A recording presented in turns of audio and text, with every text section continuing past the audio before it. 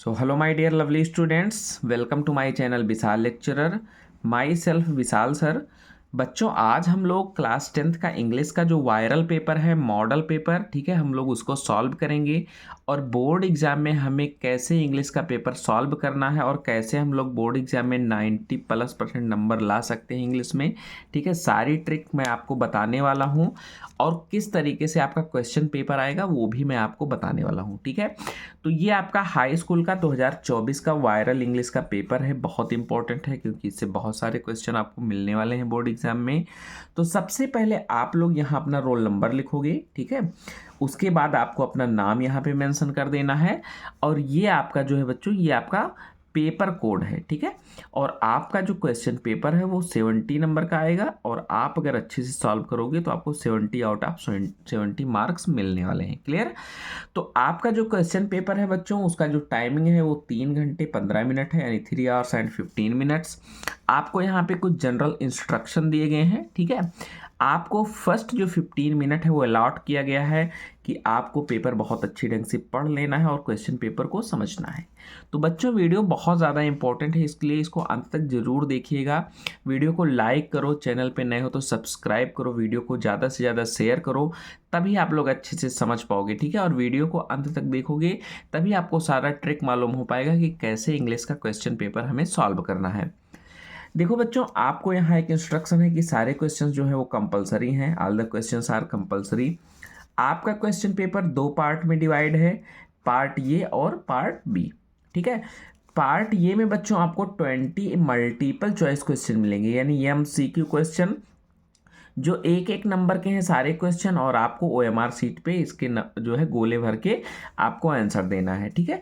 OMR sheet पे आपको ना तो इरेज करना है, ना ही कट करना है, ना ही आपको व्हाइटनर का यूज करना है। ये सारी चीज़ आप गोला भरने के बाद ओएमआर सीट पे नहीं करेंगे, अन्यथा आपका नंबर कट जाएगा। पार्ट बी जो बच्चों है वो आपका कंसिस्ट करता है डिस्क्रिप्टिव टाइप क्वेश्चन, यानी जो वर्णनात्मक प्रश्न होते हैं जिनका आंसर हमें अपनी आंसर बुक में लिखना होता है। क्लियर। अब हम लोग सबसे पहले पार्ट ये देखेंगे, ठीक है। पार्ट में ये में बच्चों आपको 3 एमसीक्यू क्वेश्चन मिलेंगे एक स्मॉल पैसेज से, छोटा सा पैसेज है, ठीक है। इस स्मॉल पैसेज से आपको 3 क्वेश्चन मिलेंगे, वो भी टिक करने वाले। आपको 2 पैसेज मिलने वाले हैं बोर्ड पेपर में, ठीक है। एक तो आपका स्मॉल पैसेज होगा जिसमें से आपको 3 क्वेश्चन देने हैं एमसीक्यू, और जो लॉन्ग पैसेज होगा वो 7 नंबर का आएगा बच्चों, ठीक है। उसमें आपको क्वेश्चन आंसर भी लिखना है, तो टोटल 2 पैसेज आएंगे 10 नंबर के, ठीक है। तो जो 7 नंबर का पैसेज है वो आपको पार्ट बी में मिलेगा, पार्ट ए में आपको 3 नंबर का ये पैसेज मिलने वाला है। तो सबसे पहले पैसेज हम सॉल्व कैसे करते हैं, इसके लिए आपको इसकी थोड़ी बहुत यानी 50-60% हिंदी आपको आनी चाहिए, ठीक है। आप अगर इसकी हिंदी निकाल पाएंगे तो आप इसका आंसर बहुत आसानी से दे ले जाएंगे। जैसे इसमें सबसे पहला पैसेज है, this is a great lesson for all of us to learn. हम सबको सीखने के लिए एक बहुत बड़ा, ठीक है, लेसन है, एक बहुत बड़ा सबक है। दैट की in all matters the two extremes are alike, की सभी चीज़ों में, यानी कोई भी चीज़ हो उसमें किसी भी चीज़ का जो अतिवाद होता है वो सेम होता है, एक जैसा होता है। कोई भी चीज़ है अगर उसका हम बहुत अतिवाद पे चले जाएंगे, मतलब बहुत अत्यधिक अत्यधिक भी, चाहे वो अच्छी हो चाहे बुरी, तो उन दोनों का जो परिणाम होता है वो एक जैसा होता है। The extreme positive and extreme negative are always similar, यानी अत्यधिक जो है सकारात्मक होना या फिर अत्यधिक नकारात्मक होना हमेशा जो है सिमिलर होता है, एक जैसा होता है। जो उसका परिणाम होगा वो क्या होगा, एक जैसा होगा। When the vibration of light are too slow, यानी जो प्रकाश की गति होती है जब वो बहुत ज़्यादा धीरे होती है, we do not see them, तो हम उसको नहीं देख पाते हैं। Nor we do see them when they are too rapid, और ना ही जब उनकी गति बहुत, प्रकाश की गति बहुत तेज होती है तब हम देख पाते हैं। यानी अगर प्रकाश की गति को बहुत कम कर दिया जाए या फिर बहुत तेज, तो दोनों स्थिति में क्या होता है, जो उनका परिणाम होता है वो एक जैसा होता है। सो विथ साउंड, ऐसे आवाज़ के साथ भी होता है, जो ध्वनि होती है उसके साथ भी ऐसे होता है, similar. When very low in the pitch, यानी जब आवाज़ बहुत धीमी होगी तब we do not hear it, तब भी हम नहीं सुन सकते। When very high we do not hear it either, और या तो जब आवाज़ बहुत तेज हो जाएगी तब भी हम नहीं सुन पाएंगे, ठीक है। तो दोनों केसेस में क्या होता है, अत्यधिक किसी चीज़ का सकारात्मक या फिर नकारात्मक होना एक जैसा परिणाम देता है। Of like nature is difference between resistant and non resistant, ठीक है। तो इसमें क्या होता है कि जैसे कोई प्रतिरोध या अप्रतिरोध है, ठीक है, प्रतिरोध या अप्रतिरोध, तो उनका जो नेचर होता है वो भी, उनमें भी कोई बहुत ज़्यादा डिफरेंस नहीं होता है, ठीक है। जैसे देख सकते हैं हम, one man does not resist because he is weak, lazy and cannot. एक व्यक्ति क्या होता है, वो विरोध इसलिए नहीं करता क्योंकि वह बहुत कमज़ोर है, आलसी है और विरोध कर भी नहीं सकता। The other man though knows that he can strike, जबकि जो दूसरा व्यक्ति होता है वो जानता है कि वह प्रहार कर सकता है। एन इरेसिस्टेबल ब्लो, ठीक है, वह एक जो है अनूठा प्रहार कर सकता है। इरेसिबल मीन्स होता है अनूठा, यानी जैसा चाहे। इफ ही लाइक्स, यानी जब वो चाहे तो प्रहार कर सकता है। Yet he not only does not strike, फिर भी वह जो है कोई जो है विरोध नहीं करता। बट ब्लेस हिज एनमी, बल्कि जो है अपने शत्रुओं को आशीर्वाद भी देता है। यानी एक व्यक्ति तो भाई चलो कमज़ोर है, ठीक है, असहाय है, वो विरोध करने लायक नहीं है। दूसरा जो विरोध कर सकता है वो भी विरोध नहीं करता, बल्कि अपने शत्रुओं को आशीर्वाद देता है, यानी उनको फलने फूलने के लिए छोड़ देता है। The weak who shows non resistance, यानी वह व्यक्ति जो कमजोर है वह प्रतिरोध नहीं करता है, ठीक है, यानी वो किसी का विरोध नहीं करता है। इज ऑप्रेस्ड, और उस पर क्या होता है, अत्याचार होता है। व्हाइल द स्ट्रॉन्गर वन, जबकि जो मजबूत व्यक्ति है यानी जो ताकतवर है, कमिट्स ये सिन इफ ही ऑफर्स रेसिस्टेंट, जबकि जो मजबूत व्यक्ति है अगर वह विरोध नहीं करता है, ठीक है, तो वो एक पाप करता है, ठीक है। कमिट्स ये सिन का मतलब वो एक पाप करता है। चलो अब ये हमारा पैसेज हो गया, इसका हिंदी हम लोग समझ गए ना, ठीक है। ऐसे आपको थोड़ी बहुत हिंदी निकाल लेनी है 2 मिनट का समय निकाल के। आप क्वेश्चन देखते हैं, आप लोग बहुत आसानी से दे सकते हो इसका answer. We are unable to hear sound if, हम लोग आवाज़ को सुनने में असमर्थ होते हैं। इफ, यदि यह बहुत लो हो यानी बहुत धीमे हो। इट इज़ टू हाई, या फिर यह बहुत तेज हो। इट इज़ टू नॉइज, या फिर बहुत शोरगुल हो। बोथ ए एंड बी, तो आवाज़ जब बहुत लो होती है और बहुत हाई होती है तब हम नहीं सुन सकते, यानी बोथ आपका ए एंड और बी सही है। तो ऐसे आपको टिक कर देना है, 1 नंबर आपका यहाँ क्लियर हो गया, ठीक है। आप देख सकते हो 1 नंबर का क्वेश्चन है ये। नेक्स्ट ऐसे हम देखते हैं इसी पैसेज से दूसरा क्वेश्चन है, the two extremes are alike means, यानी दो चीज़ों का जो अतिवाद होता है वो सेम होता है। किसी भी चीज़ की जो अत्यधिक होती है, ठीक है, अधिकाधिक, वो एक जैसी होती है। इसका मतलब क्या है, extreme positive is better than extreme negative, यानी बहुत अत्यधिक सकारात्मक बहुत अधिक नकारात्मक होने से अच्छा है, नहीं, अच्छा नहीं, क्योंकि दोनों का परिणाम सेम होता है, तो ये गलत है। Excess of anything is not good, किसी भी चीज़ का जो अत्यधिक होता है वो अच्छा नहीं होता। या फिर we get almost the same result in both situation, ये सही है, हम दोनों ही, ठीक है, दोनों ही सिचुएशन में, यानी अत्यधिक पॉजिटिव हो जाएंगे या फिर अत्यधिक निगेटिव, तो दोनों ही सिचुएशन में सेम रिजल्ट मिलेगा। ये हमने पढ़ा है अभी पैसेज में, तो सी पे टिक कर देंगे। ये हमारा ऑप्शन करेक्ट हो गया और 1 नंबर हमारा यहाँ भी क्लियर। नेक्स्ट क्वेश्चन है आपका, which word in the passage is opposite of slow, इस पैसेज में ऐसा कौन सा वर्ड है जो स्लो का अपोजिट है। रेसिस्ट, रैपिड, तो रैपिड मीन्स होता है तेज और स्लो मीन्स क्या होता है, धीमा, ठीक है। तो धीमा का अपोजिट यानी उल्टा तेज, तो ये इस पे टिक कर देंगे। तो ये हमारा देखो 3 नंबर छोटे पैसेज से क्लियर हो गया। क्यों, क्योंकि हम लोग इसका थोड़ा सा हिंदी जानते हैं और हमने इसको पढ़ के अच्छे से समझ लिया। अब देखो 4 से 8 है क्या बेटा, choose the correct option to answer the following, नीचे दिए गए प्रश्न का आंसर देने के लिए आपको करेक्ट ऑप्शन देना है। जैसे कहा दिया गया, I dot dot dot there with my parents, I will go there with my parents, मैं वहाँ अपने पेरेंट्स के साथ जाऊँगा, सही बैठ रहा है। I went there with my parents, मैं अपने माता पिता के साथ वहाँ गया, ये भी सही बैठ रहा है। I had gone there with my parents, मैं वहाँ अपने माता पिता के साथ गया था, तो तीनों तो सटीक बैठ रहा है। तो आपका ऑप्शन आल होगा, A B and C, all correct है। 1 नंबर क्लियर। नेक्स्ट क्वेश्चन है, if you want to know about new things you are, यदि तुम नई चीज़ों के बारे में कुछ जानना चाहते हो तो तुम हो, क्या हो, कासियस, ठीक है, कॉन्सियस, केयरलेस, क्यूरियस, क्यूरियस हो यानी जिज्ञासु, क्यूरियस का मतलब क्या होता है, जिज्ञासु, यानी कोई भी नई चीज़ जानने की इच्छा को क्या बोलते हैं, क्यूरिसिटी, यानी क्यूरियस होना। तो जब कोई भी आप नई चीज़ जानना चाहते हो तो इसका मतलब आप क्यूरियस हो, तो ये आपका सही हो गया। नेक्स्ट क्वेश्चन देखो बेटा, क्वेश्चन नंबर 6 है, rearrange the following words cluster to make meaningful sentence, यानी नीचे दिए गए जो शब्दों का समूह है इनको रीअरेंज करके एक मीनिंगफुल यानी एक अर्थपूर्ण वाक्य बनाना है जिसका कोई मतलब निकले। तो देखो, loves my to share toys his brother, तो इसमें हम क्या देख सकते हैं, माई टॉयज लव्स गलत है, ब्रदर लव्स ये भी गलत है। My brother loves to share his toys, मेरा भाई अपने खिलौनों को शेयर करने से प्रेम करता है, तो ये आपका ऑप्शन सी करेक्ट हो गया। ठीक है, ये हमारा सी करेक्ट है, इस पर टिक कर देंगे। तो अगर हम प्रश्नों को अच्छे से समझेंगे क्वेश्चन को, तो इंग्लिश बहुत आसान है, सबसे आसान सब्जेक्ट है। अब चलिए नेक्स्ट क्वेश्चन देखते हैं। क्वेश्चन नंबर 7 है, which of the following word is miss spelled, इसमें कौन सा ऐसा शब्द है जो मिस स्पेल्ड है यानी जिसका मीनिंग गलत है। एबुंडेंस, तो आप पहला ही देख सकते हो, एबुंडेंस की स्पेलिंग होती है ABUNDANCE, तो हमें पहला ही मिल गया, तो हम इसी पे टिक कर देंगे। एबुंडेंस यानी एबुंडेंस गलत है और ये हमारा ठीक है मिस स्पेल्ड है, तो इस पे हम टिक कर देंगे। क्वेश्चन नंबर 8 देखो, he jumped dot dot dot the bell to save drowning girl, वह डूबती हुई लड़की को बचाने के लिए कुएं में कूदा। तो में यानी इन, इनटू, फ्रॉम, एट, तो इनटू होगा बेटा जब भी कोई वस्तु गतिमान अवस्था में किसी चीज के अंदर प्रवेश करती है गतिमान अवस्था में, ठीक है, तो हम वहां इनटू का प्रयोग करते हैं, इनटू।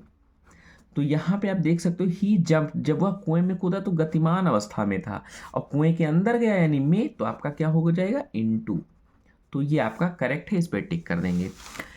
चलिए क्वेश्चन नंबर 9 है बेटा। क्वेश्चन नंबर 9 और 10 ये आपको एक छोटा सा पैसेज है, इसको पढ़ने के बाद आंसर देना है। तो आप देख सकते हो क्या कह रहा है, read the passage given below, choose the correct option, answer the question that follows. जैसे कह रहा है, I finished my poem and it was beautiful, मैंने अपनी कविता को समाप्त किया और यह बहुत जो है सुंदर थी। ठीक है, मैंने अपनी कविता को समाप्त किया और यह बहुत सुंदर थी। इट वाज अबाउट ये मदर डक एंड ये फादर स्वान, यह एक माता बत्तख और पिता जो है हंस के बारे में थी। विथ देयर 3 बेबी डकिंग्स, और उनके 3 छोटे छोटे बच्चों के बारे में। ठीक है, who were bitten to death by father, जो अपने पिता के द्वारा ठीक है काटे जाने से मारे गए। ठीक है, यानी उनके पिताजी ने जो है, बत्तखों के पिता ने अपने तीनों बच्चों को काट लिया और वह मर गए। बिकॉज, क्योंकि, दे क्वैक्ड टू मच, वह बहुत ज़्यादा क्वैक यानी बहुत ज़्यादा बातें करते थे। लकली, ठीक है, mister Keesing took the joke the right way, इस तरीके से जो एक सही तरीके से मिस्टर कीसिंग ने एक मजाक, ठीक है, यानी एक जोक सुनाया। He read the poem to the class, उन्होंने जो है पूरी कक्षा को, सारी क्लास को यह कविता पढ़ाई। एडिंग हिज ओन कमेंट्स, अपने खुद के यानी स्वयं के कमेंट्स को जोड़ते हुए, यानी अपने स्वयं के कमेंट्स को जो है जोड़ते हुए उन्होंने पूरी कक्षा को एक कविता सुनाई। And to several other classes as well, और साथ ही साथ अन्य कई कक्षाओं को भी उन्होंने कविता सुनाई। Since then I have been allowed to talk and have not been assigned any extra homework, और तभी से मुझे जो है अत्यधिक बात करने के लिए अलाउ किया गया और मुझे जो है एक्स्ट्रा होमवर्क नहीं दिया गया। ये जो है पैसेज है। अब हम इसका जो है आंसर क्वेश्चन देखते हैं, क्वेश्चन पढ़ेंगे। इन एनीज पोएम, यानी एनी की कविता में, द डकिंग्स, जो बच्चे थे, एंड फादर स्वान, ठीक है, यानी जो बत्तख के बच्चे थे और बत्तख पिता था, ये सिम्बलाइज करते हैं, किसको प्रदर्शित करते हैं, children and parents, Anne and mister Keesing, Anne and neighbours, class and schools. तो चिल्ड्रन एंड पेरेंट्स, क्योंकि डकिंग क्या थे, बच्चे थे, और फादर स्वान उनके पिता थे यानी पेरेंट्स, तो ये आपका ए ऑप्शन सही है। दूसरा देखो, नेक्स्ट है question number 10, mister Keesing had assigned any extra homework earlier because, mister Keesing ने पहले जो है एनी को एक्स्ट्रा होमवर्क दिया था क्योंकि ही हेटेड हो, वह उससे नफरत करते थे। Any was poor in math, any गणित में कमज़ोर थी। Any had misbehaved with him, any ने उनके साथ बुरा व्यवहार किया था। Any talked too much in the class, any कक्षा में बहुत ज़्यादा बात करती थी, तो ऑप्शन डी सही है, एनी कक्षा में बहुत ज़्यादा बात करती थी, इसलिए मिस्टर कीसिंग ने उसको एक्स्ट्रा होमवर्क दिया था। तो इस तरीके से हम पैसेज को थोड़ा सा पढ़ेंगे, उसी में सारा आंसर छिपा है। चलिए क्वेश्चन नंबर 11 देखते हैं। क्वेश्चन नंबर 11 है, choose the correct option to answer the following question. नीचे दिए गए क्वेश्चन का आंसर देने के लिए आप जो है करेक्ट ऑप्शन चूज कीजिए। Mandela passed years dot dot dot years in the jail. Mandela ने कितने साल जेल में गुजारे? तो आपका ऑप्शन है 27 ईयर्स मंडेला ने जेल में गुजारे थे। ठीक है, 30 to 30 और 29 गलत है। फिर क्वेश्चन नंबर 12 है, महासीर इज ये dot dot dot found in the Coorg. Mahseer एक है जो कुर्ग में पाई जाती, क्या है? A large fresh water fish, A small fresh water creature, A small brackish water fish, a large brackish water creature. तो आपका ऑप्शन ए करेक्ट है। महासीर एक बड़ी जो है स्वच्छ पानी की मछली है, a large fresh water fish, इस पर टिक कर देंगे और आपका एक नंबर यहाँ भी क्लियर हो गया। क्वेश्चन नंबर 13 है, the bus conductor was a dot dot dot man. Rude यानी अभद्र, जॉली का मतलब हंसमुख यानी खुश दिल मजाकिया, सेल्फिश का मतलब स्वार्थी, स्टंज का मतलब विचित्र। तो जो बस कंडक्टर था वो जॉली था, बहुत हंसी मजाकिया व्यक्ति था। तो आप इस पे टिक कर दोगे और एक नंबर यहाँ भी आपका क्लियर हो गया। नेक्स्ट क्वेश्चन है question number 14 to 15। Read the given extract and choose the correct option to answer the following question. यानी नीचे दिए गए एक्सट्रैक्ट को आपको पढ़ना है और उसी में से आपको करेक्ट ऑप्शन को चूज करके आंसर देना है। चलिए क्या है हमारा extract? Don't bite your nails Amanda. Amanda अपने नाखूनों को मत चबाओ। Don't hunch your shoulders Amanda. Amanda अपने शोल्डर्स यानी कंधों को झुका के मत बैठो, यानी कुबड़ निकाल के मत बैठो। Stop the slouching and sit up straight. और अपने कुबड़ को निकालना बंद करो और सीधे सिट अप स्ट्रेट यानी सीधी होके बैठो अमेंडा। ठीक है, तो यहाँ जाहिर सी बात है अमेंडा एक छोटी सी लड़की है, उसको कोई इंस्ट्रक्शन दे रहा है। तो अब देखो क्वेश्चन क्या है, who is the speaker in the above lines. ऊपर दी गई लाइन्स में स्पीकर यानी वक्ता कौन है, कौन उनको इंस्ट्रक्शन दे रहा है? एमांडा दे रही, तो एमांडा को तो कोई इंस्ट्रक्शन दे रहा है, तो ये स्वयं को तो दे नहीं सकती इंस्ट्रक्शन, तो यह गलत है। हर पेरेंट्स उसके माता पिता, हाँ उसके माता पिता हो सकते हैं। हर फ्रेंड्स, फ्रेंड्स भी नहीं है, नेबर्स पड़ोसी भी नहीं, यानी उसके माता पिता ही उसको इंस्ट्रक्शन दे रहे, डांट रहे हैं। ठीक है, उसके पेरेंट्स में कोई भी हो सकता है जो उसको डांट रहा है कि आप ये मत करो वो मत करो, सीधी होके बैठो। ठीक है, चलिए नेक्स्ट क्वेश्चन है question number 15। The speaker is speaking like this. जो वक्ता है वो इस तरीके से बोल रहा है, यानी जो डांटने वाला है वो इस तरीके से बोल रहा है क्योंकि Amanda is an unruly girl. ठीक है, Amanda remains untidy. Instruction can make Amanda behave better. He wants to scold Amanda. तो ये आपका ऑप्शन डी सही। ही वांट्स यानी वो अमांडा को डांटना चाहता है, he wants to scold Amanda. ठीक है, यानी वो आपको डांटते हुए उसको इंस्ट्रक्शन दे रहा है, तो आपका ऑप्शन डी करेक्ट है। चलिए नेक्स्ट है आपका क्वेश्चन नंबर 16 to 20 है, choose the correct option to answer the following question. यानी आपको नीचे दिए गए क्वेश्चन का आंसर देने के लिए करेक्ट ऑप्शन को चूज करना है। तो क्वेश्चन नंबर 16 क्या है? इट वॉज ये temptation to keep Tricki on as a permanent guest because. ठीक है, ट्रिकी को एक परमानेंट यानी रेगुलर हमेशा के लिए जो है एक मेहमान रखने की एक प्रक्रिया थी, क्योंकि Mrs Pomfrey did not want tricky back. Mrs Pomfrey tricky को वापस नहीं पाना चाहती थी। Tricky did not create problem. Tricky जो है कोई समस्या नहीं उत्पन्न करना चाहता था। Tricky was not recovering fast. Tricky जल्दी सही नहीं हो रहा था। या फिर option D, Mrs Pomfrey sent a lot of edible that the doctor enjoyed. Mrs Pomfrey बहुत सारे खाने पीने की वस्तु भेजती थी जिसे डॉक्टर खा के इंजॉय करता था, तो ऑप्शन डी सही है।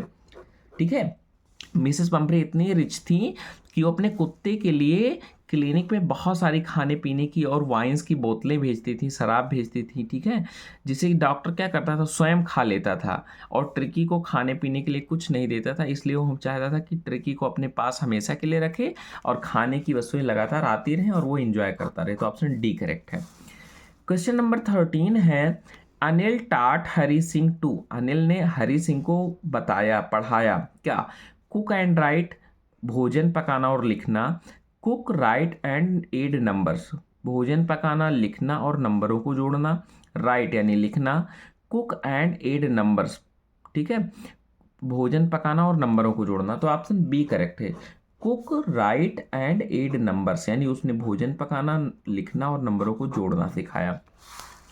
क्वेश्चन नंबर 18 है, the book gifted to a bright by his mother was, यानी ए ब्राइट को उसकी माता जी के द्वारा जो बुक किताब भेंट की गई थी वो थी the travel of monarch butterflies, the history of monarch butterflies, the travels of butterflies, the travels of monarch x. तो ऑप्शन डी करेक्ट है, उस बुक का नाम था the travels of monarch x. ठीक है, 10। क्वेश्चन नंबर 19 है, which of the following combination describe Matilda, यानी नीचे दिए गया कौन सा ऐसा कॉम्बिनेशन है जो मटिल्डा को वर्णित करता है, डिस्क्राइब करता है। रिच, ब्यूटीफुल, फैशनेबल, तो रिच तो थी नहीं मटिल्डा, ये गलत है। Fashionable, ambitious, middle class, fashionable थी, एम्बिशियस थी, मिडिल क्लास थी। ठीक है, एम्बिशियस, हाँ ये सही है, एम्बिशियस, मिडिल क्लास, सेटिस्फाइड, वो सेटिस्फाइड नहीं थी, तो ये गलत है। रिच, डिससेटिस्फाइड, एम्बिशियस, रिच बिल्कुल नहीं थी, तो ये भी गलत है। तो यही आपका है, वो फैशनेबल थी यानी बहुत शौकीन थी, फैशन करने वाली, एम्बिशियस इच्छुक भी थी, जिज्ञासु भी, लेकिन मध्यम परिवार से थी। तो ये आपका ऑप्शन बी करेक्ट है और इस पर टिक कर देंगे। ठीक है, तो जो पेयर उसके साथ सही बैठता है हमें उसी पे टिक करना है, ये आपका ऑप्शन बी करेक्ट है। चलिए नेक्स्ट क्वेश्चन पे आते हैं। क्वेश्चन नंबर 20 है, हाँ question number 20, Bholi was sent to school because, Bholi को स्कूल भेजा गया क्योंकि her father felt compelled to do so, उसके पिताजी को जो है कंपेल्ड किया गया था यानी मजबूर किया गया था ऐसा करने के लिए, तो गलत है। Her mother wanted her to get educated, उसकी माता चाहती थी कि वह पढ़ लिख के शिक्षित बने, ये भी गलत है। Everybody else sent his daughters to school, प्रत्येक व्यक्ति, हर कोई व्यक्ति अपने लड़कियों को स्कूल भेजता है। It was necessary for her marriage, तो ऑप्शन डी करेक्ट है, it was necessary for her marriage. ठीक है, उसके पिताजी उसकी शादी के लिए जो है उसको स्कूल भेजते थे, क्योंकि ना तो वो दिखने में सुंदर थी ना बुद्धिमान थी, तो इसलिए उसको स्कूल भेजते थे उसकी शादी के लिए। तो ये आपका लास्ट क्वेश्चन था, यानी 20 क्वेश्चन 20 नंबर के, बहुत ज़्यादा इंपॉर्टेंट, सेम इसी टाइप से बोर्ड एग्जाम में मिलने वाले हैं आपको, इसी तरीके से 20 नंबर आपको अच्छे से करना है। ठीक है, अब सेकेंड आपका है पार्ट बी। पार्ट बी आपका कितने नंबर का है, 50 नंबर का। पार्ट बी 50 नंबर का है, जिसका अब आपको आंसर राइटिंग करना है बुक में। अब इसमें जैसे आप पार्ट बी में एंटर करोगे तो सबसे पहले आपको मिलेगा रीडिंग सेक्शन से लॉन्ग पैसेज। ठीक है, अभी मैंने शॉर्ट पैसेज जो पहला मिला था 3 नंबर का वो बता दिया है। अब लॉन्ग पैसेज आपको कैसे करना है, सेम सिचुएशन, लॉन्ग पैसेज में भी बेटा आपको सबसे पहले पैसेज को पढ़ लेना है, क्योंकि सारा आंसर इसी में छिपा है और ये 7 नंबर का पैसेज है। ठीक है, लॉन्ग पैसेज 7 नंबर का है, इसमें आपको 3 क्वेश्चन मिलेंगे जिसका तो आपको आंसर राइटिंग करना है, और एक क्वेश्चन मिलेगा जिसमें आपको या तो इसका अपोजिट वर्ड लिखना है या फिर आपको इसको सिमिलर वर्ड लिखना है। ठीक है, तो सबसे पहले पैसेज को हम लोग अच्छे से पढ़ेंगे समझेंगे, इसकी भी हिंदी आपको कम से कम 50% तो आनी ही चाहिए, तभी आप आंसर दे पाओगे।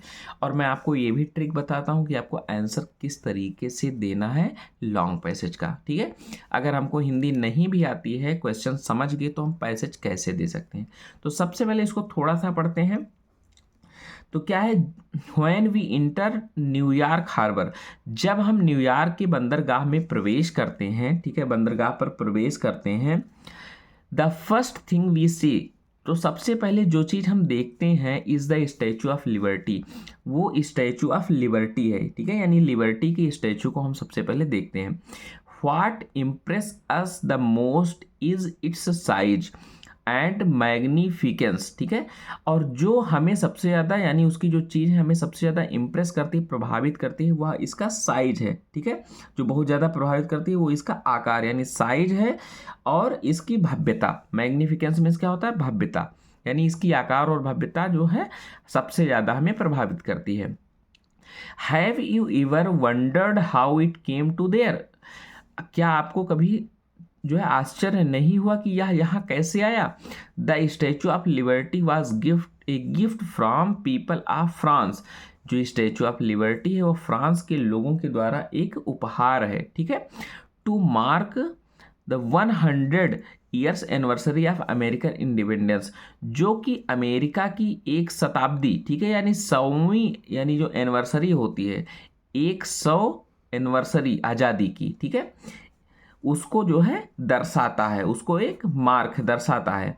इन 1869 1869 ईस्वी में इसका, ठीक है, स्कल्पचर फ्रेडरिक, ठीक है, Auguste Bartholdi began to plan his concept for the monument, यानी 1869 में जो है एक मूर्तिकार थे जिनका नाम था फ्रेडरिक अगस्ट, ठीक है, बार्टोल्डी, उन्होंने जो है इस मोनूमेंट, यानी इस जो है मोनूमेंट का मतलब यहाँ हम समझ सकते हैं कि ये एक प्रकार का जो ये स्टैचू है, ठीक है, उसी को मोनूमेंट कहा गया, उसकी उन्होंने अवधारणा की।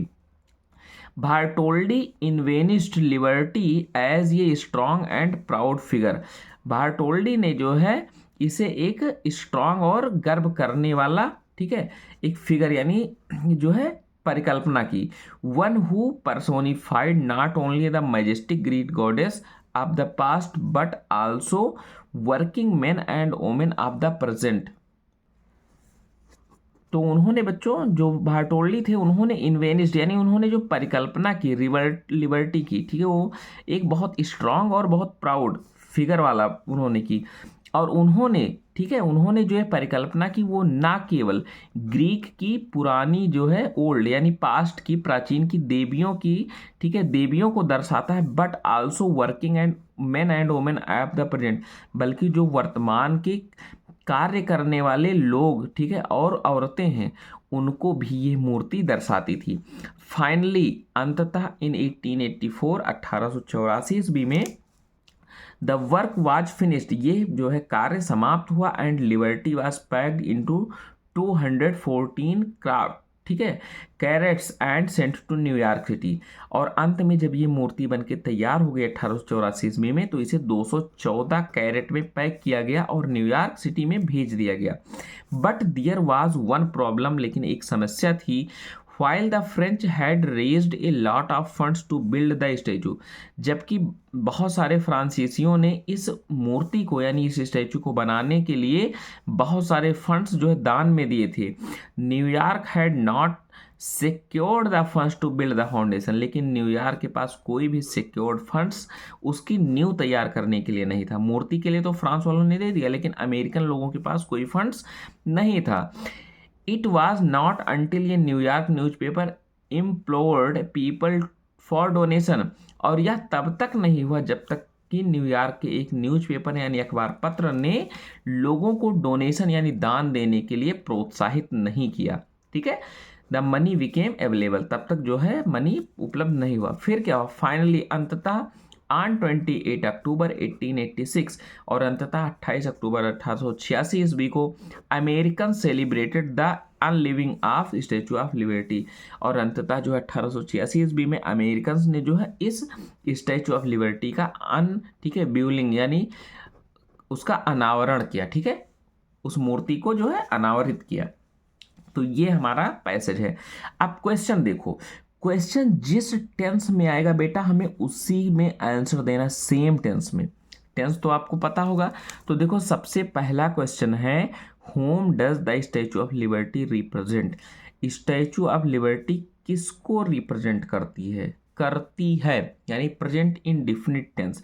तो आप यहां लिखोगे the statue of liberty represents, ठीक है, किसको, 100 year anniversary of American independence. यहां से यस जोड़ दे हुए यहां से लिखना शुरू करोगे, the statue of liberty represents 100 year anniversary of American independence. ये देखो आंसर इसी में छिपा है बेटा, जिस टेंस में है उसी में हमें आंसर देना है। ये होता है ट्रिक, जिस टेंस में है उसी टेंस में हमें आंसर देना है। तो हमारा 2 नंबर यहाँ पक्का हो गया। क्वेश्चन नंबर 2 देखो, what is meant by underlined portion, यानी जो अंडरलाइंड पोर्शन है उसका मीन क्या है। Liberty was packed into 24 crates and sent to New York City. आपको इसका मीन यानी मतलब लिखना है जो अंडरलाइन पोर्शन है, ठीक है। तो इसका मतलब ये था कि ये स्टैचू बहुत बड़ी थी और एक साथ नहीं आ सकती थी, इसलिए इसको 214 कैरेट्स में, ठीक है, इसको अलग अलग रखा गया, 214 कैरेट्स में कई पीसेस में, तो ये इसका मतलब है। फिर क्वेश्चन नंबर सी है, हाउ डिड, यहाँ भी 2 नंबर आपका क्लियर हो गया। How did America collected money to install the statue, statue को स्थापित करने के लिए अमेरिका ने कैसे पैसे इकट्ठी की। तो यहाँ देखो पास्ट में डिड है ना, तो यहाँ इसको हटा दो, हाउ डिड को हटा दो, यहाँ लिखो अमेरिका कलेक्टेड, ये कर दो, America collected the money to install the statue, ठीक है, until a New York newspaper implored people for donation that money became available। ये इतना बस हो गया, यहाँ भी आपका 2 नंबर पक्का, यानी सारे आंसर इसी में छिपे हैं। अब डी देखो, डी जो है वो 1 नंबर का है। Which word in the passage means requested, यानी इस जो है पैसेज में ऐसा कौन सा शब्द है जो रिक्वेस्टेड है, प्रार्थना करना। तो यहाँ देखो आप देख सकते हो इम्प्लोर्ड मतलब का भी होता है मतलब निवेदन करना, और रिक्वेस्टेड का मतलब भी निवेदन करना। यानी अमेरिका के न्यूयॉर्क के पत्र ने क्या किया था, लोगों को प्रेरित किया था, जो है प्रार्थना किया था कि भाई डोनेशन दो और वो हो जाए। तो ये रिक्वेस्टेड का ये है इम्प्लोर्ड, ठीक है, ये आपका हो गया पक्का 7 नंबर अगर इस ट्रिक से पैसेज चालू करोगे। चलो अब राइटिंग सेक्शन पे आ जाते हैं। ये तो रीडिंग सेक्शन था। राइटिंग सेक्शन में सबसे पहले आपका दिया गया है, राइट ये letter to your elder brother who lives in Delhi sharing your feelings about how you miss him at home. अपने बड़े भाई को एक पत्र लिखिए जो दिल्ली में रहता है, और उसको अपनी फीलिंग शेयर कीजिए, ठीक है, उसको अपनी फीलिंग के बारे में बताइए, और उसको ये भी बताइए कि आप उसको घर पे कितना मिस करते हो। तो ये तो हो गया बेटा आपका, ठीक है, अनौपचारिक पत्र, ठीक है, अनौपचारिक पत्र। और या फिर आपको ये लिखना है, दूसरा क्या है, write an application to the principal of your college, अपने कॉलेज के प्रिंसिपल को एक एप्लीकेशन लिखिए, टू कंप्लेन, शिकायत करते हुए, दैट की the water tanks in the school are not being clean regularly, जो स्कूल का वाटर टैंक है वो रेगुलरली क्लीन नहीं किया जाता है। तो आपको दोनों में से कोई एक, आपको चाहे ये एप्लीकेशन लिखना है चाहे ये एप्लीकेशन, आपको मिलेगा 4 नंबर। मैंने तरीका भी बता दिया एप्लीकेशन का। सबसे पहले हेडवर्ड से शुरू करो, फिर उसके बाद एड्रेस लिखो जिसको आप पत्र लिख रहे हो, उसके बाद आप जो है सैल्यूटेशन यानी अभिवादन शब्द लिखो, बॉडी पार्ट ऑफ लेटर, और लास्ट में सिग्नेचर। ये पत्र लिखने का तरीका होता है। तो आपको पत्र 2 तरीके से आएंगे, या तो अनौपचारिक पत्र या फिर औपचारिक पत्र। तो दोनों में से दोनों का तरीका थोड़ा लिखने का अलग होता है फॉर्मेट, बट जो आपको इजी लगे वो आप लिख सकते हो। यानी आपका फॉर्मल लेटर है और ये इनफॉर्मल लेटर जिसको इंग्लिश में बोलते हैं। नेक्स्ट है आपका क्वेश्चन नंबर 3। क्वेश्चन नंबर 3 है, क्वेश्चन नंबर 3 है, राइट ये रिपोर्ट ऑन क्राफ्ट एग्जीबिशन। आपको क्राफ्ट एग्जीबिशन पे एक रिपोर्ट लिखनी है। जैसे विद्यालय में क्राफ्ट एग्जीबिशन होता है, उस पर आपको एक रिपोर्ट लिखनी है इन योर स्कूल, यानी जो आपके स्कूल में हो रहा है, और इसको लिखना है अबाउट 80 to 100 वर्ड, यानी 80 से 100 शब्दों में, और ये 6 नंबर का। एक प्रकार से समझ लीजिए कि ये आपका एस्से है। हिंट भी दिया गया है कि व्हेन, यानी ये एग्जीबिशन कब हुआ, इनॉग्रेशन सेरेमनी, ठीक है, उत्सव समारोह के बारे में लिखना है, एग्जीबिटेड क्राफ्ट आइटम, यानी आपने कौन कौन से क्राफ्ट आइटम को एग्जीबिट किया, प्रदर्शित किया, गैदरिंग क्या क्या चीज़ें इकट्ठा हुई, अदर स्टॉल्स और कौन कौन सी दुकानें लगी थी, ईटीसी ओवरऑल एक्सपीरियंस, और आपको अंततः अनुभव लिखना है। या फिर लुक एट द पिक्चर, आपको पिक्चर देखना है, नीचे दिया गया जो चित्र है, टेकिंग क्ल्यूज यानी क्ल्यू को लेते हुए आपको आर्टिकल लिखना है 80 से 100 शब्दों में। जैसे इंटरनेट, ठीक है, इंटरनेट में आपको स्कूल, सोशल अटेंशन, फेसबुक और व्हाट्सएप इंस्टा, ये सब सोशल अटेंशन, साइबर क्राइम हो रहा है, ठीक है, इंटरनेट एडिक्शन हो जा रहा है, यानी उसकी जो है ऑनलाइन क्लासेस के बारे में, इंटरटेनमेंट और ऑनलाइन शॉपिंग, उसके बाद कम्युनिकेशन फोरम। तो ये सारा आप जो है वर्ड लेके, हिंट लेके आप लिख सकते हो 80 से 100 शब्दों में। 6 नंबर आपका यहाँ भी पक्का हो जाना है। फिर ग्रामर सेक्शन से देखो, ग्रामर सेक्शन तो बहुत इजी है, ठीक है, आप थोड़ा सा मेहनत करोगे तो समझ लो कि ये 10 नंबर भैया ग्रामर सेक्शन से आपका पक्का है। जैसे सबसे पहले आप यहाँ देख सकते हो, री right the following sentence by changing into indirect speech. आपको इनडायरेक्ट स्पीच में बदलते हुए नीचे दिए गए सेंटेंस को रीराइट करना है। तो आप ऐसे लिखोगे आंसर नंबर, ठीक है, ब्लैक पेन से, आंसर नंबर 4 का ए, आंसर नंबर 4 का ये। जैसे इसमें दिया गया है the boy said to the teacher please give me 1 days leave. लड़के ने अध्यापक से कहा मुझे 1 दिन की छुट्टी दे दो कृपया। तो ये आपका इम्परेटिव सेंटेंस है, तो आंसर 4 का ये लिखोगे the boy requested the teacher ठीक है। उसके बाद कॉमा हटाओगे, डबल इन्वर्टेड कॉमा भी हटाओगे, कंजक्शन लिखोगे टू। प्लीज को हटा देते हैं, यहां लिखेंगे गिव और मी को बदलेंगे, मी फर्स्ट पर्सन का प्रोनाउन है, द बॉय से बदलेंगे तो हो जाएगा हिम 1 डेज लीव। और आपको ऐसे ही सुंदर राइटिंग में बोर्ड एग्जाम में लिखना है। ये हो गया। फिर आप नेक्स्ट देखो, दिया गया है change the following sentence into passive voice. तो ऐसे आंसर डालोगे 4 का बी। मैं रेड पेन का यूज कर रहा हूं बट आपको ब्लू पेन का यूज करना है। ऐसे आप आंसर डालोगे 4 का बी। ठीक है। क्या दिया गया है, हु टाट यू इंग्लिश। तो इसको आप 2 तरीके से बना सकते हो, चाहे इससे बनाओ तो बाई होम, ठीक है, वेयर यू टाट इंग्लिश, ठीक है, या फिर हु वेयर यू टाट इंग्लिश बाई, ऐसे भी लिख सकते हो। और लास्ट में क्वेश्चन मार्क। ऐसे आप सी को लिखोगे, ठीक है, चौथे का सी, पंचुएट द फॉलोइंग सेंटेंस। तो ऐसे आंसर डालोगे, आंसर 4 का सी। तो इसको पंचुएट करना है, सही करना है। He wrote I can not come because I am ill. तो पहला लेटर हमेशा कैपिटल होता है, ही लिखोगे, रोट लिखोगे, ही रोट। उसके बाद यहाँ कॉमा लगेगा और फिर double inverted comma. I can not come, यहां भी पहला लेटर कैपिटल से शुरू होगा, I can not come because I am ill. तो आई हमेशा कैपिटल होता है, I am ill. Full stop यहां लगाओगे और उसके बाद डबल इन्वर्टेड कामा यहां क्लोज कर दोगे। अब ये आपका सेंटेंस क्या हो गया, पंचुएट हो गया और 2 नंबर यहां भी आपका पक्का हो गया। नेक्स्ट अब आप देखोगे, नेक्स्ट है 4 का डी। ठीक है, 4 का डी क्या है, translate the following sentence into passive voice. ठीक है, तो 4 का डी मैं आपको यहां बता दे रहा हूं इधर से। ठीक है, 4 का डी है, तो आंसर ऐसे आप डालोगे, आंसर नंबर 4 उसका डी हो गया। इसको आपको हिंदी टू इंग्लिश ट्रांसलेशन बनाना है। जैसे कल सुबह मैं पुस्तकालय जाना चाहता था, तो था थी, आपको टेंस का थोड़ा नॉलेज होना चाहिए, एक्टिव पैसेज। ऐसे आंसर डालोगे, कल सुबह सबसे पहले कौन जाना चाहता था, मैं, यानी आई वांटेड, वांट माने चाहना, उसका सेकेंड है wanted to go to library yesterday in the morning, या फिर इन द मॉर्निंग यस्टरडे सबसे लास्ट में लिखो, in the morning, full stop. उसके बाद क्या, उसी समय मेरा एक मित्र मुझसे मिलने आ गया।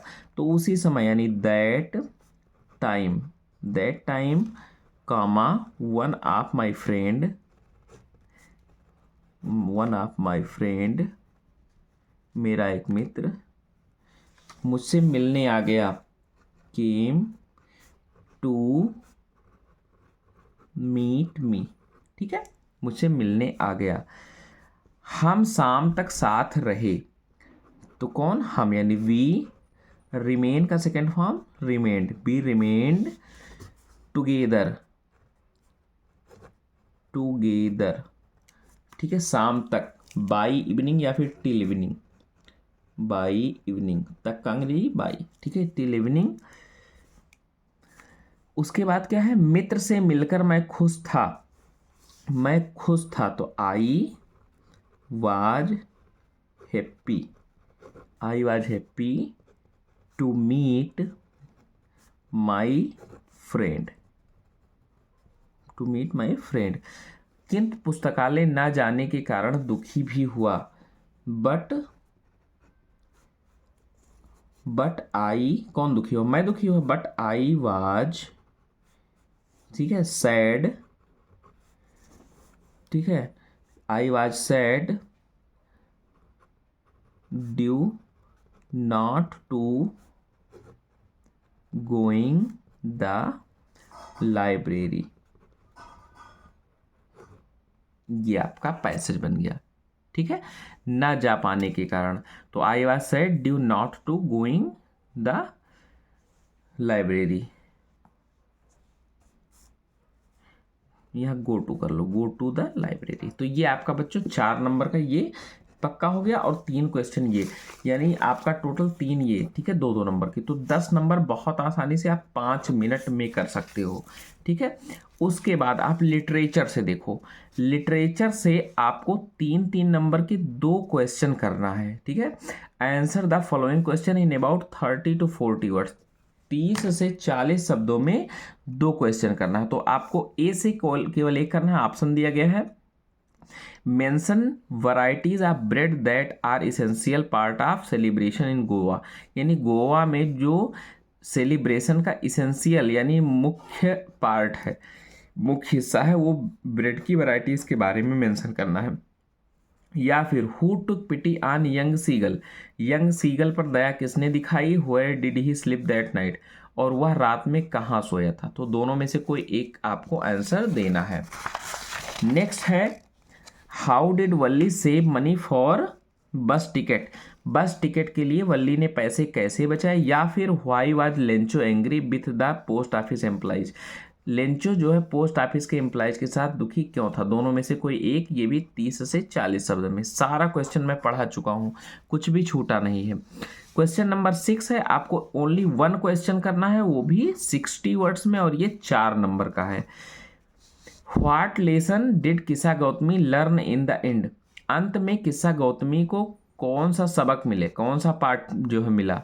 या फिर how did Mandela's idea of freedom change with the age of experience, age and experience, जो मंडेला के विचार थे, आज़ादी के जो विचार थे, वो उनकी उम्र और उनके अनुभव के साथ कैसे बदल गए, इसके बारे में लिखना है। तो दोनों में से कोई एक 60 वर्ड में।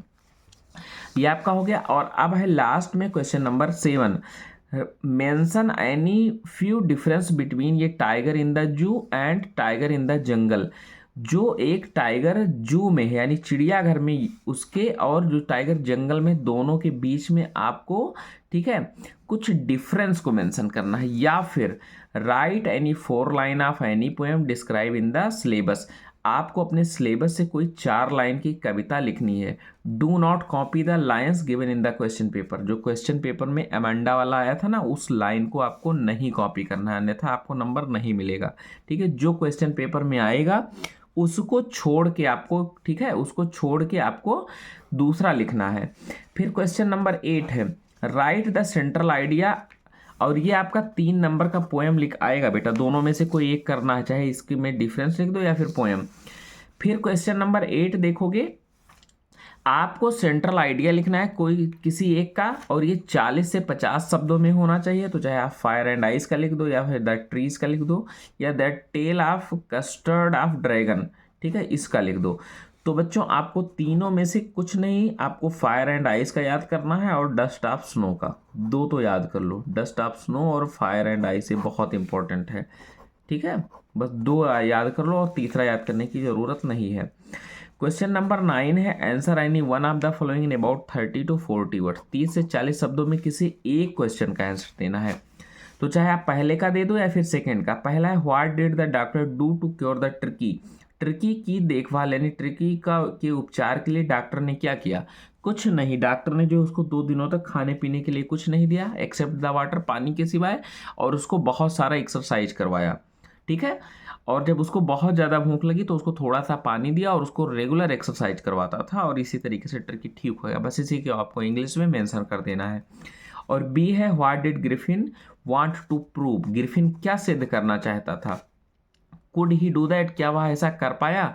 तो आपको इसका आंसर देना है। तो दोनों में से कोई एक दोगे 30 से 40 शब्दों में, और आपको यहाँ मिलेगा 3 नंबर, ठीक है। क्वेश्चन नंबर 10 है और last question, answer any one of the following in about 60 word, आपको 60 शब्दों में किसी एक का आंसर देना है, ठीक है। चाहे आप पहले का दे दो चाहे दूसरा। पहला क्वेश्चन है, what could have happened if Matilda had not lost the necklace. अगर मटिल्डा ने हार नहीं गायब किया होता, खोया होता, तो क्या होता, उसके साथ क्या होता। या इसको आप आंसर दे सकते हो, या फिर सपोज यू आर भोली। कल्पना कीजिए कि आप भोली हो, and now you are a teacher, और अब आप एक अध्यापक हो। राइट अबाउट योर फैमिली, अब आप अपने परिवार के बारे में, योर चाइल्डहुड, अपने बचपन के, और एंड योर प्रेजेंट लाइफ, और अपने वर्तमान जीवन के बारे में लिखिए। तो ये इसका आंसर आपको सोच समझ के अपने मन से दोगे, तब भी आपको पूरे के पूरे नंबर मिलेंगे। तो अब आपको इंग्लिश का क्वेश्चन पेपर कैसे सॉल्व करना है। आपको सबसे पहले सारे प्रश्नों को अच्छे से समझ लेना है, पढ़ लेना है, कोई भी क्वेश्चन छोड़ना नहीं है, ठीक है। अगर जिसका आंसर आपको नहीं आता है तो आप हिंदी में सोचो, ठीक है। आप, मैं नहीं कह रहा हूँ इंग्लिश में रटो, हिंदी में सोचो और उसको थोड़ा सा ट्रांसलेट करके अपनी लैंग्वेज में, ठीक है, अपनी लैंग्वेज में उसको जो है इंग्लिश में ट्रांसलेट कर दो। आप अगर सिंपल और टूटे फूटे शब्दों का भी इस्तेमाल करेंगे, लेकिन आपकी जो विचार है, जो थिंकिंग है, वो आपके आंसर से मैच करते हैं, तो भी आपको पूरे के पूरे 100% नंबर मिलने वाले हैं। इवन जो करेक्ट लिखते हैं उनसे एक भी नंबर कम नहीं मिलेगा, ठीक है। तो आपको अच्छे से क्वेश्चन पेपर को अच्छे से समझ के फिर पूरा पेपर सॉल्व करना है। तो best wishes for your exam, English exam. तो बच्चों, वीडियो को लाइक कर दो, चैनल पे नए हो तो सब्सक्राइब करो, वीडियो को ज़्यादा से ज़्यादा शेयर करो, और हाँ, बेल आइकन को प्रेस कर दो, ताकि मैं आपको इंग्लिश के और क्वेश्चन आंसर वाली वीडियो डालूँ तो तुरंत नोटिफिकेशन मिल जाए। तो हम लोग मिलते हैं नेक्स्ट वीडियो में, तब तक के लिए जय हिंद।